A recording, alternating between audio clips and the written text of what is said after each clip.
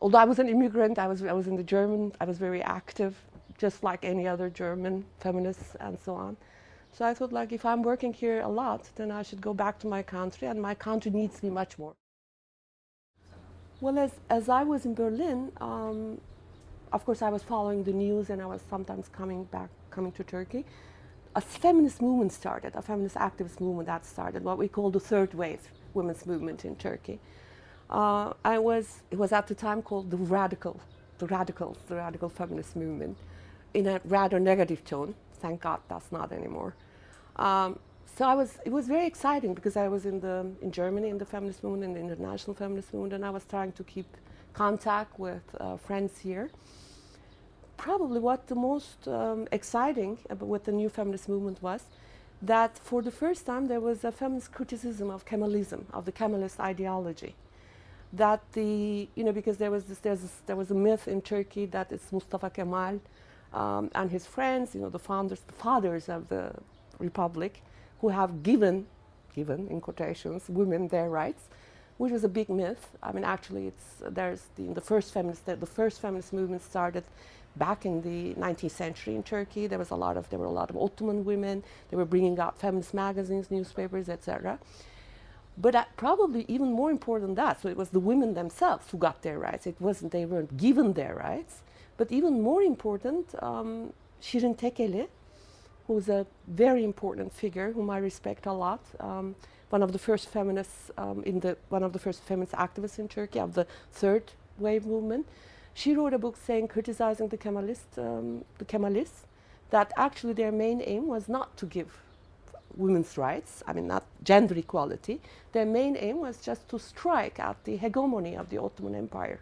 So by establishing a secular system with women's rights on paper, at least, okay, and the legal sphere, they were actually trying to cut back the ties to the Ottoman Empire, where there was a Sharia, parallel. Actually, it's not only Sharia.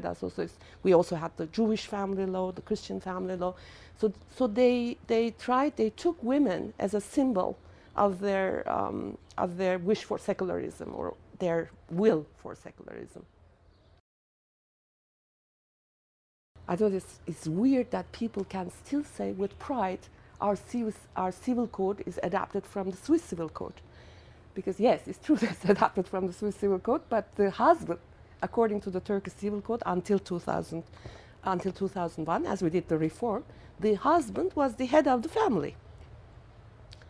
So all European countries have long changed their laws. I mean, there was no other place, like where in the West, in the Europe, where the husband was still the head of the family. So, but, our civil code was like put in a refrigerator. It had never changed. Husband was still the head of the family. So that was really, instead of being ashamed, they were still saying, there was still this discourse, we have European laws, okay?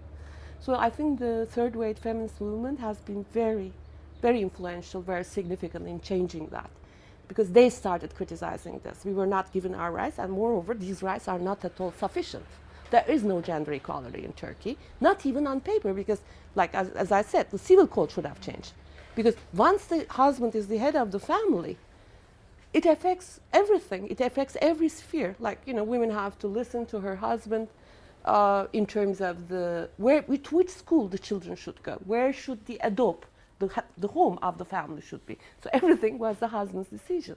In terms of tax, like women were very much discriminated because because of the so-called family tax, with the husband and so on, because of economic reasons. So anyway, so that was how the feminist movement started. And I think it was that was, of course, another very important reason why I came back, because I saw that there was a feminist movement and we could work there.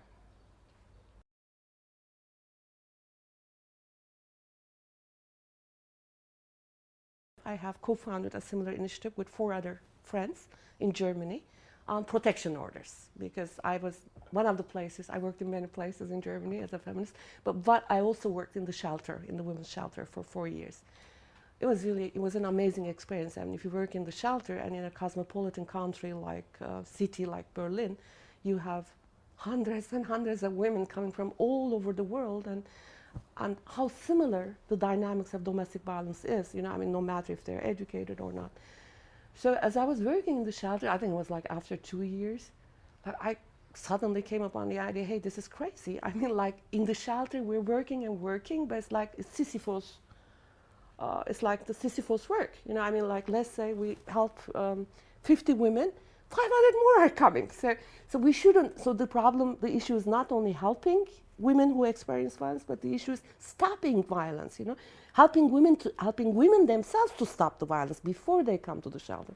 So I started a research. So at the time, it seemed that the best solution would be protection orders.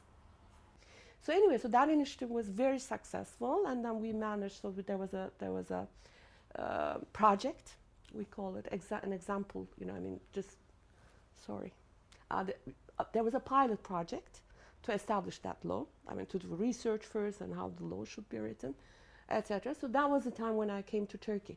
So of course, because I've been so active in Germany on that, I started the same initiative as soon as I came back. If we could have a similar protection order in Turkey. That was, I think, a very significant experience for me for the civil code issue, because immediately after I started working on the initiative for protection orders in Turkey, there was a government change. For the first time in the Turkish history, there was a Islamist party, the Welfare Party, in a coalition government with Tansu Çiller. Well, we had Tansu Çiller, a woman prime minister, but she was no help at all for women. I mean, she wasn't at all interested in women's issues. So we had the Welfare Party plus Tansu Çiller, and there was no support. I mean, it was very clear that there was no support at all from the government for the law.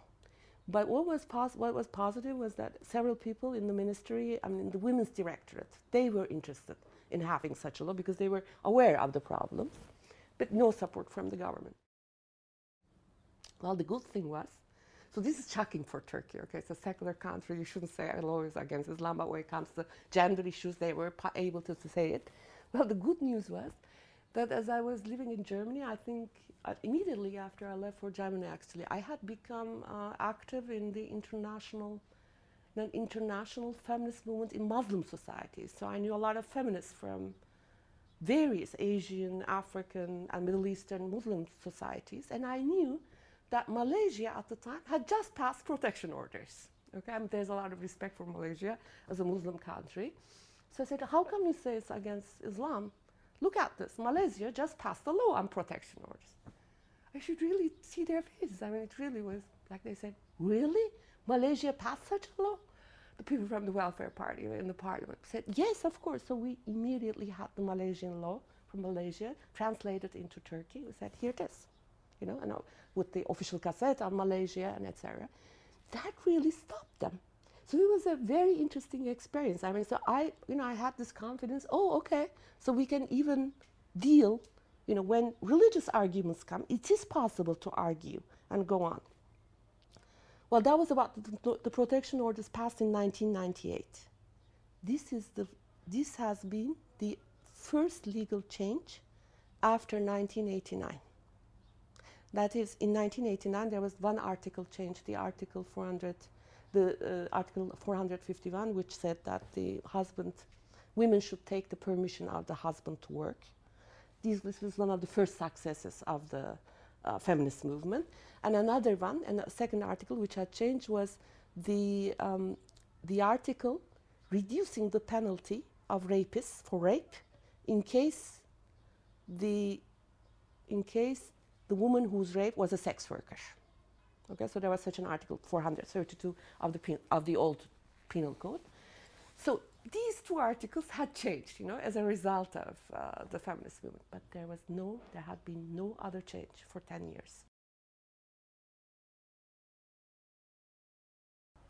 In terms of the civil code, we thought that was not an issue at all, because we thought that's the easiest. You know, I mean, the problem with the civil code is, as I've said, that the husband was the head of the family, because there was no such thing in the West anymore. The law was incredibly old-fashioned, and moreover, based on an archival research, I found that the first proposal to change the law to have full equality in the civil code was back in the 50s, 1950s. So it was already 50 years was passed, okay? So we thought that's not a problem at all, you know, I mean, because the women's movement had been starting working on it since the 80s. So it was after so in 1999, but we didn't start it. It was already, as I've said, the first proposal was in the 1950s. The third wave feminist movement had started working on it since the 80s and so on. So we did, I think, in WWHI, my organization, Women for Women's Human Rights, what we did was we did an international campaign, signature campaign, collecting signatures from women's organizations, human rights organizations all over the world. We sent it to the parliament. Then something, for me, incredible. At this moment, it was really incredible for me. As the law finally came to the parliament, where we thought it's only bureaucratic, I mean, now it will pass. The Nationalist Action Party, which was also in the government, this was a coalition government at the time, led by Social Democrats and Nationalist Action Party, a small party, but nationalist, the smallest party actually in the coalition. They said no, there's no way. And it was, this is important now because it was the government itself, because if the government doesn't want it, a law doesn't come to the parliament to be voted, okay? So it was their own government which had brought the law. We were afraid, we were thinking that it would be the welfare party, I've forgotten, was it the Virtue Party, because they keep changing, parties keep changing names in Turkey, whatever, I mean like the pro-Islamist party. We were afraid of them, but we thought because they were small, they didn't have so many seats, and the government was behind the law, we thought that there would be no problem at all. No. But I must also say that although on the forefront it was the Nationalist Action Party members, several other male members from other parties, including the Social Democrats, I would say, actually hid behind them. They were also against the law. Actually, they didn't support the law. But the Nationalist Action Party was the most vocal. Could you please explain to me what is the national threat? Because they were saying that this law is a national threat. It's a threat to the nation if we would have equality in the family. I said, I'm thinking I really can't understand what is the threat to the nation if women become equal to men, at least on paper, on law. I was really curious because I said, how come, they're having this discourse of a national threat? So he told me I wouldn't understand anything, and I wouldn't know, as if like I were a child, I mean, that's the way they speak to you. And they said, you don't understand. A lot of men have mistresses in Turkey. So if you have this regime, a property regime, where in case of divorce, the property will be equally divided between the husband and the wife, then of course the wives would divorce their husbands because they knew that the man had a lover. But why should they then, I mean, it's a very interesting discourse. So it's literally saying, if you have this law, then the wives will understand us, then we can't discriminate against them, we can't abuse this law, so then they will divorce us. And I said, okay, what is the national threat yet in this? And then he said, well, then the mistresses will take a gun and shoot the wife because they don't want half of the property to go to the wife. Now imagine this conversation is happening in a parliament.